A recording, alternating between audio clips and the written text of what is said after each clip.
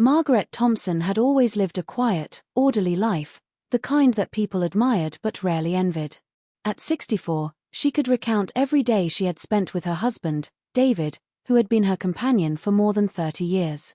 Their life in the Portland suburbs was predictable: morning coffee in the sunlit kitchen, tending to the rose garden she loved, evenings spent reading or watching old movies. Neighbors would greet her with smiles, friends would call to chat about grandchildren or recipes, and yet, Margaret felt a peculiar emptiness, a quiet whisper inside her that seemed to ask, "Is this all there is?"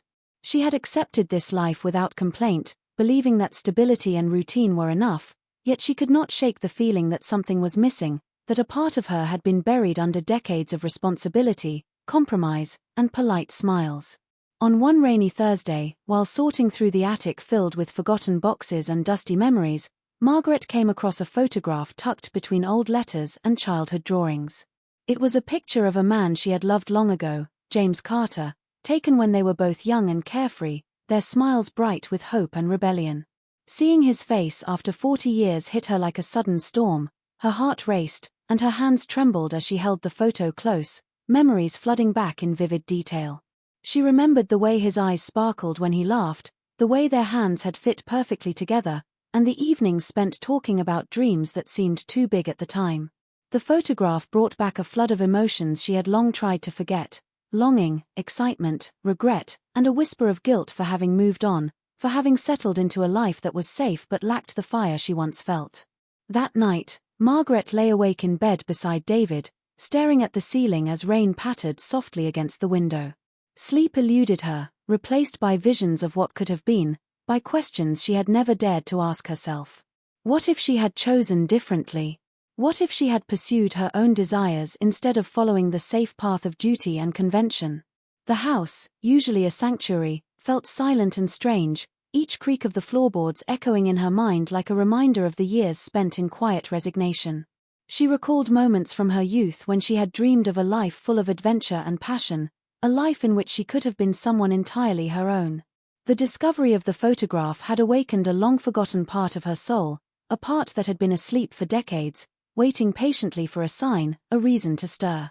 Margaret's thoughts wandered to James, wondering where he was, what he had become, and if he had ever thought of her. She imagined him in a small town somewhere, perhaps retired like herself, maybe with children or grandchildren, maybe alone, carrying his own memories of what might have been. The thought made her heart ache and flutter at the same time. It was as though a door she had thought permanently closed had suddenly creaked open. She realized that she had never truly confronted her own feelings, that she had spent her life living according to what was expected rather than what she truly wanted. In the days that followed, Margaret found herself distracted, thinking of James constantly, replaying old memories in her mind, and imagining conversations that might never happen. She began to notice the quiet moments in her life more acutely, the way the sunlight fell on the kitchen table, the scent of roses after rain, the sound of David's voice in the next room, and yet, all these familiar comforts felt tinged with a subtle sadness, a longing for something she could no longer define. Margaret started walking more, taking aimless strolls through the neighborhood, passing by shops and cafes she had never entered, noticing details she had once overlooked.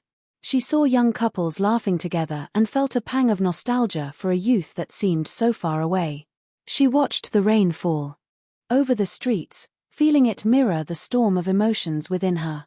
Each day brought a mixture of excitement and fear, a strange blend of hope and guilt that she could neither name nor suppress. She wondered if she was being foolish, if indulging in these thoughts was a betrayal of the life she had built, the man who had shared it with her. Yet the more she tried to push these feelings away, the stronger they grew, like a quiet fire smoldering beneath years of ash. Margaret began to see her world differently, noticing the gaps, the silences, the things unsaid between her and David. She realized that love and comfort had been present, yes, but a part of her had never been fully alive, never fully awake, never fully seen. The attic photograph, innocent and small, had ignited a spark that would not be extinguished. It reminded her that life, even at 64, could hold surprises, that the heart was capable of awakening at any age, that the past, no matter how distant, still had the power to shape the present. Margaret's nights became restless, filled with vivid dreams of youth and longing, of choices not made and roads not taken. She imagined running into James unexpectedly, walking past him on a crowded street, and feeling the electric shock of recognition, of connection, of unspoken understanding. The thought both thrilled and terrified her. She realized that this was more than a passing fancy, more than idle curiosity. It was a stirring of her own identity, a deep yearning to feel alive again, to experience emotions she had long buried beneath layers of responsibility and routine. She caught herself smiling at the memory of James, feeling a warmth in her chest that she had not felt in years. It was intoxicating, confusing, and entirely irresistible. Yet, she also felt the weight of her life pressing down on her, the history she had shared with David, the life they had built together, the sense of loyalty and duty that she could not easily ignore. Margaret felt caught between two worlds, the life she had chosen and the life she might have lived, between safety and the thrill of rediscovery, between loyalty and desire. She realized that she was at a crossroads, standing on the edge of a decision that could change everything.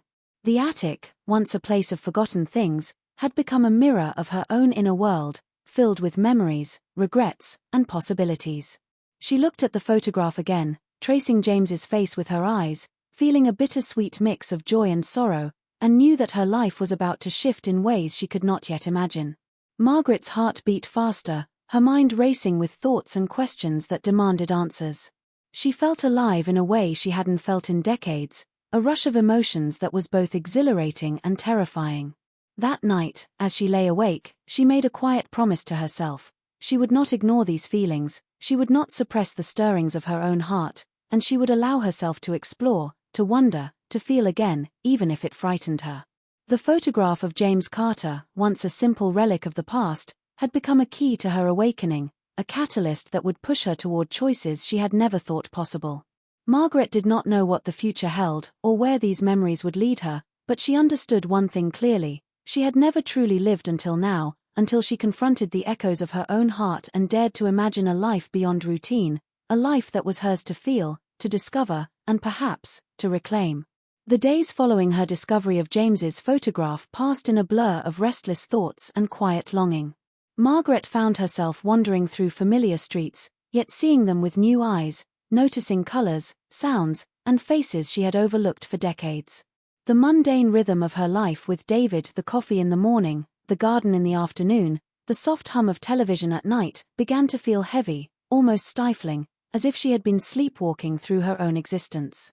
On a crisp Saturday morning, on an impulse she couldn't quite explain, she stepped into the downtown library, a place she rarely visited, seeking solace in the quiet aisles of books.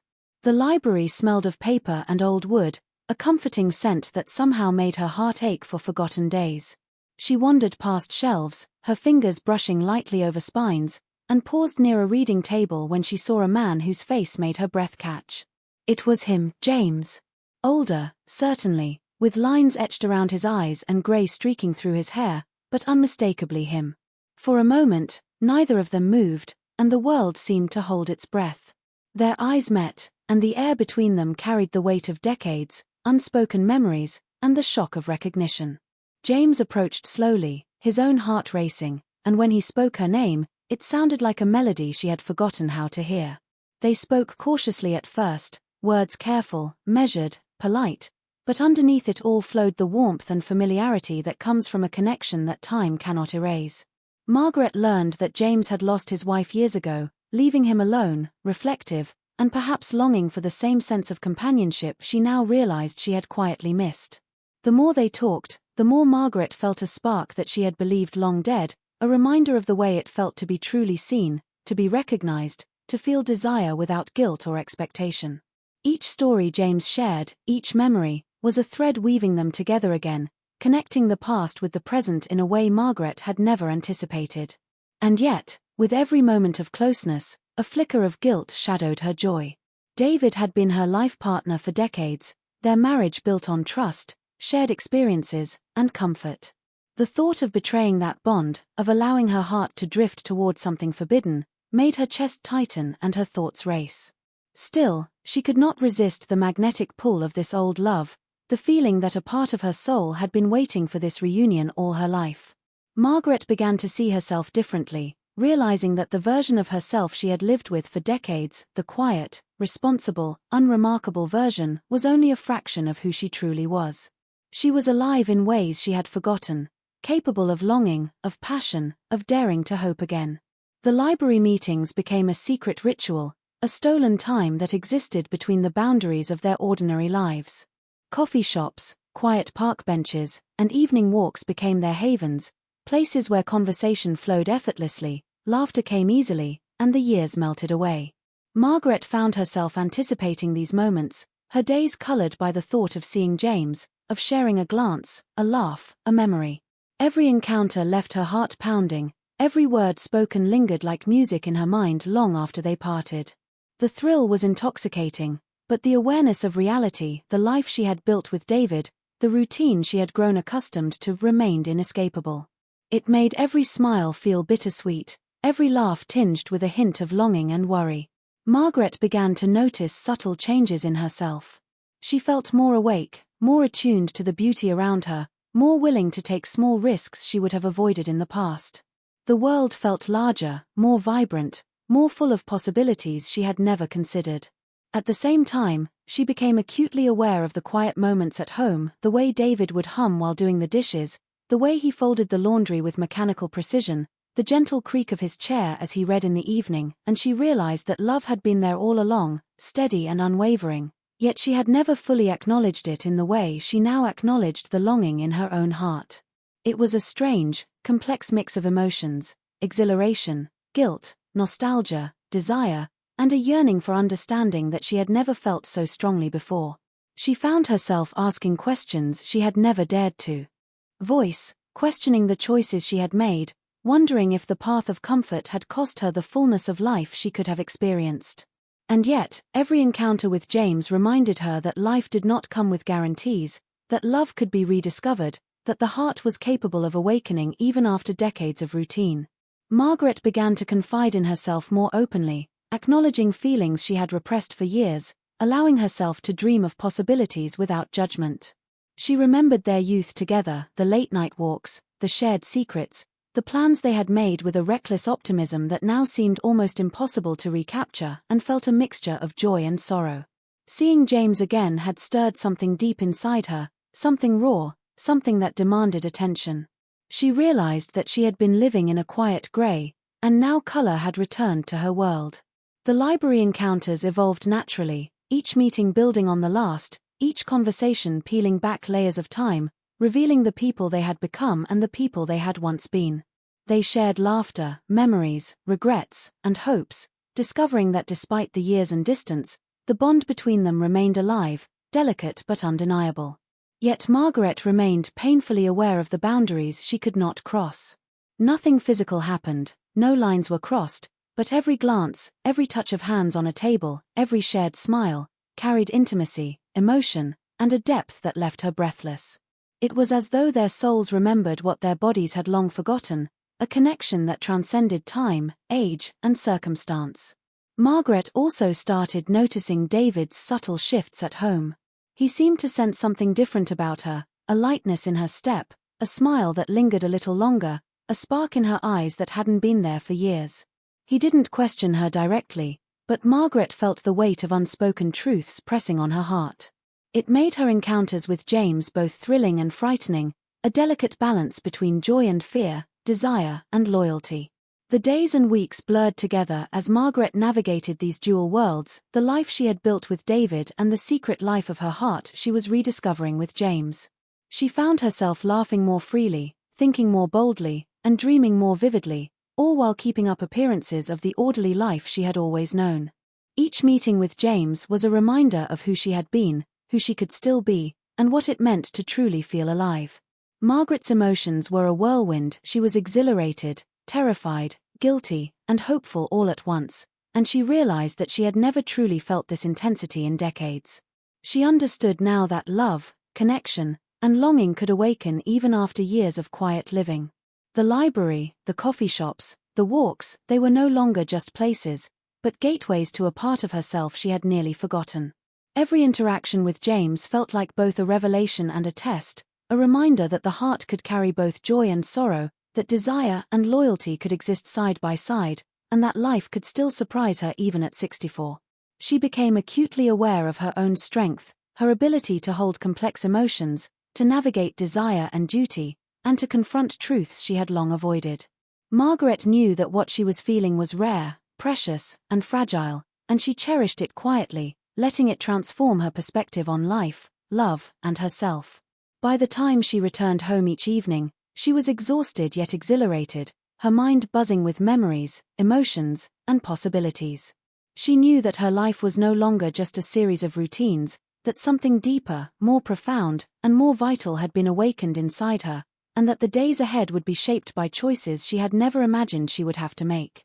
Margaret realized she was standing at a crossroads of her own heart, caught between the comfort of the life she had built and the thrill of a love that had resurfaced from the past, and she understood, with a clarity that both terrified and excited her, that she could not ignore the stirrings of her own soul any longer. Margaret's heart had never felt so alive, and yet the thrill of seeing James again came with a quiet, gnawing tension she could not ignore.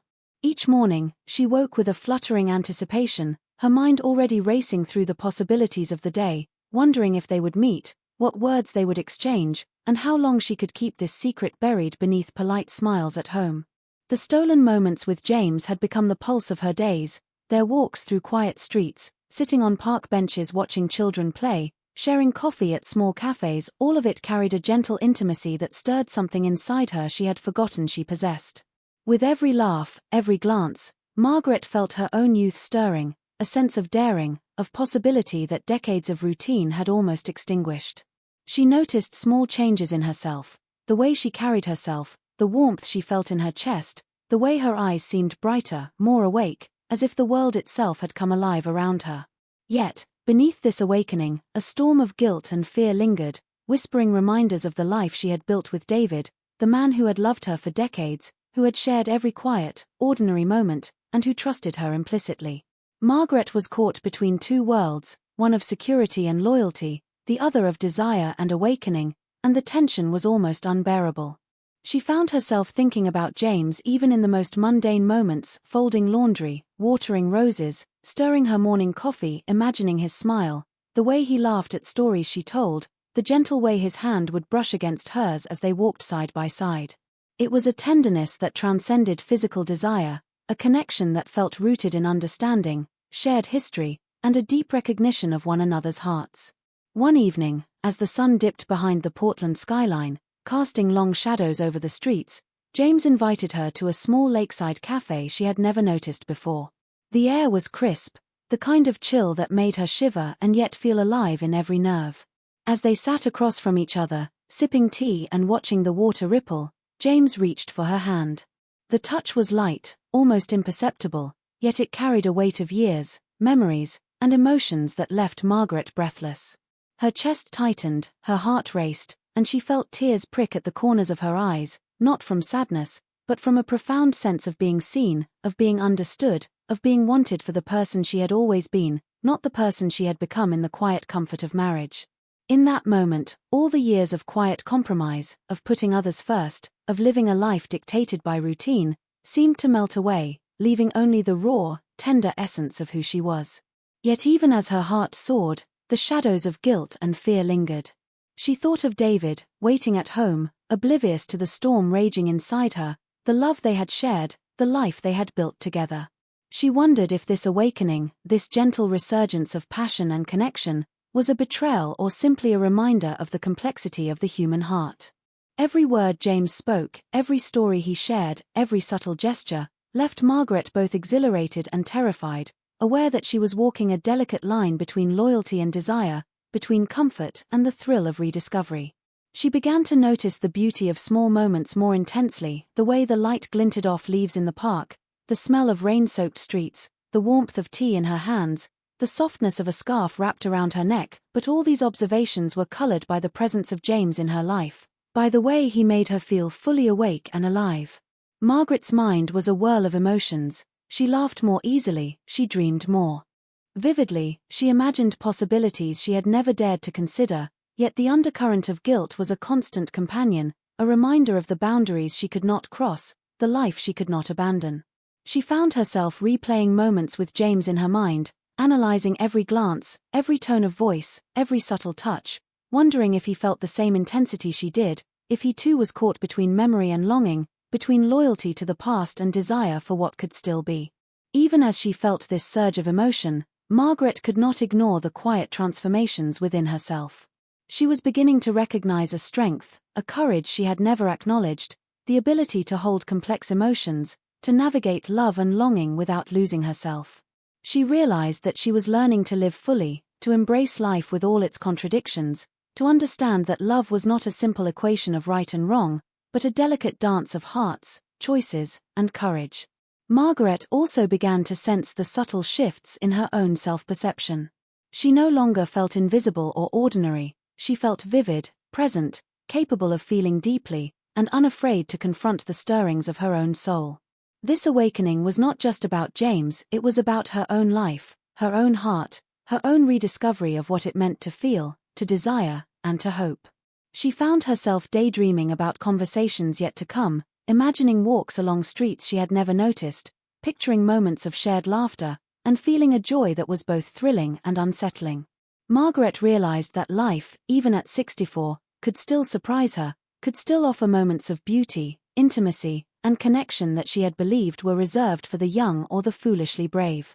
Each meeting with James became a lesson in living fully, in embracing emotions without fear, in acknowledging that the heart could carry both loyalty and longing, security and adventure, all at once. Yet, even in this exhilaration, there was a quiet fear, a recognition that the awakening she was experiencing carried consequences, questions, and choices she could not yet answer. She felt the pull of the past and the weight of her present, the thrill of desire and the comfort of familiarity, and she understood that her journey was not just about love, but about discovering the courage to face herself, to confront her own heart, and to live authentically for the first time in decades. Margaret's emotions were a storm, a whirlwind of excitement, guilt, longing, and hope, all interwoven in a tapestry that left her both breathless and thoughtful. She began to notice David in a new light, appreciating his quiet presence, his steady love, and the life they had built together, even as she recognized that her heart had begun to stir in directions she had never anticipated. The complexity of her feelings was dizzying. She was drawn to James with a force she could not deny, yet she was rooted in a life of commitment, history, and shared memories that demanded acknowledgement and respect.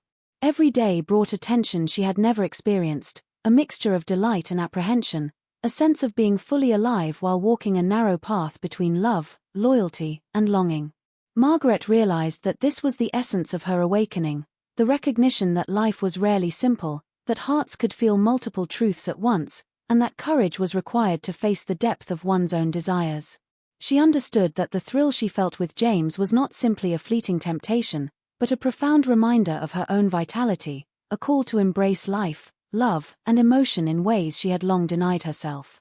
And as she walked home each evening, the Portland streets bathed in the soft glow of twilight, Margaret felt a strange mixture of exhilaration and peace, knowing that she was on the cusp of transformation, that her heart had begun to stir in ways that could change her life forever, and that even at 64, she had discovered a part of herself that had never truly been awake until now, a part of her capable of deep love, longing, and the courage to feel fully alive. Margaret's life had grown complicated in ways she never expected, a whirlwind of emotions that left her heart racing and her mind restless. Her secret moments with James had become the pulse of her days, each encounter leaving her both exhilarated and filled with a subtle guilt she could not shake. Yet just as she began to feel she might be able to navigate this new reality, a letter arrived in her mailbox one rainy afternoon, written in David's familiar handwriting, though he was away on a business trip in Seattle. She hesitated before opening it, her hands trembling as though she knew instinctively that this was no ordinary correspondence. The envelope was plain, unassuming, yet the weight of it pressed down on her chest. When she unfolded the letter, her eyes widened, and a jumble of emotions surged through her: surprise, confusion, and then an overwhelming sense of vulnerability. David had written with a tenderness she had not expected, confessing that he had noticed the subtle changes in her demeanor over the past weeks, the longer smiles, the faraway looks, the quiet moments when she seemed elsewhere. He admitted that he had felt a growing distance between them, that he had feared their connection was slipping, not because of anything he could name, but because life sometimes created silent gaps that went unnoticed until they became impossible to ignore. Yet rather than anger or accusation, David's words were filled with reflection, regret, and a profound understanding of both their lives. He confessed that in his own way, he had been guilty of taking her for granted, of assuming that the love they had built would remain unshakable without ever checking to see if it had been nourished and understood. He admitted that he had rarely asked what she wanted, what she desired, what dreams she had shelved to care for others, and that only now, noticing her quiet restlessness, did he realize how much he had missed.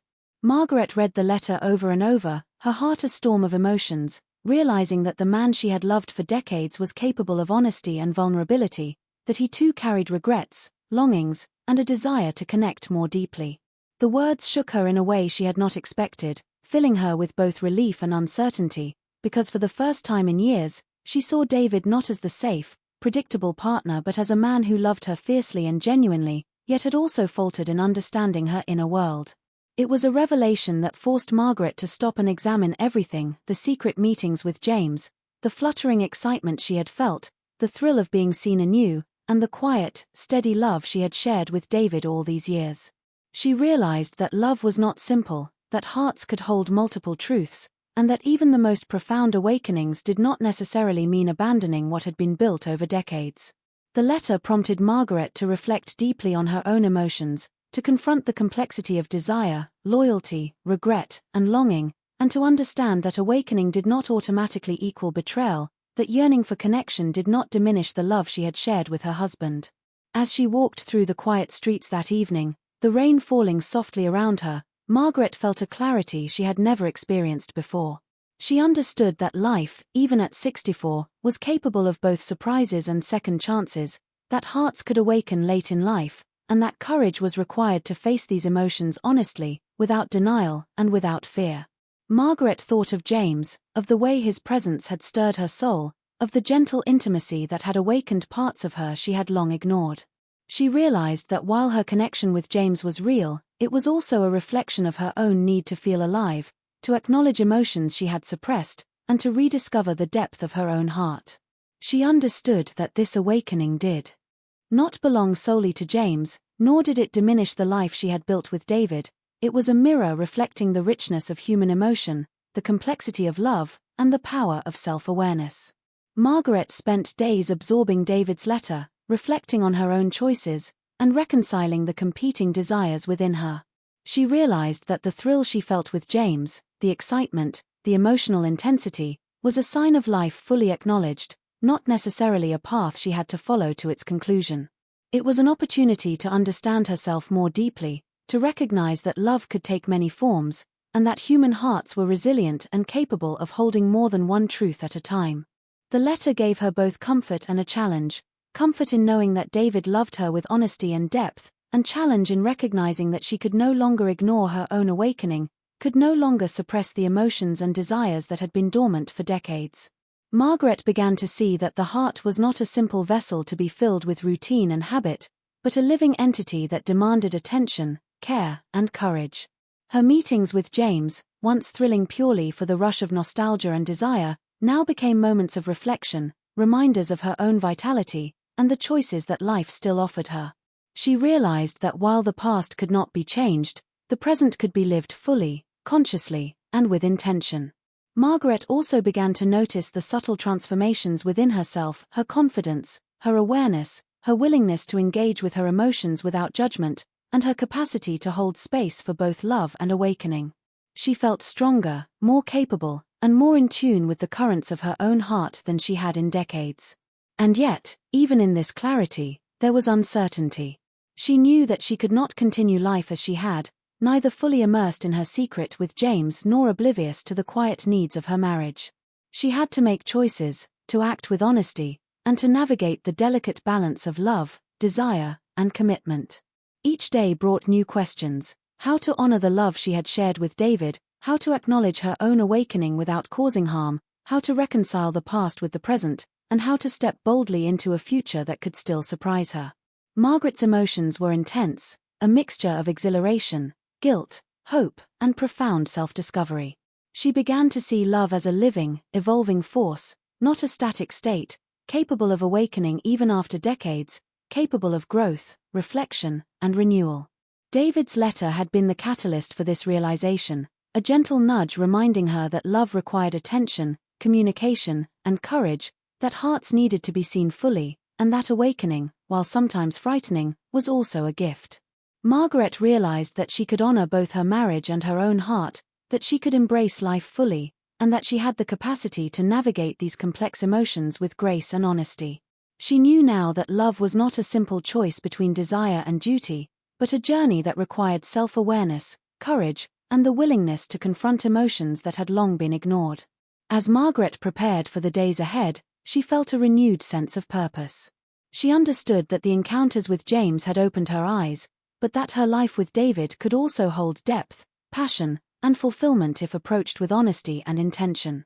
She felt a quiet strength, a determination to live fully, and a sense that the heart, no matter the age, was capable of awakening, growing, and discovering truths it had long overlooked.